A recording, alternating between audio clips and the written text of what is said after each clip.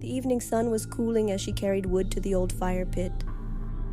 Not for a celebration, not for a ceremony, only because she felt drawn to it. The flames rose quietly as if they were remembering something ancient. She sat close, inhaling the scent of smoke, listening to the whisper of the fire warming the evening air. Her hair absorbed the scent of wood, and she felt something inside her beginning to loosen. She watched the wood turning into embers, the warmth spreading through her body.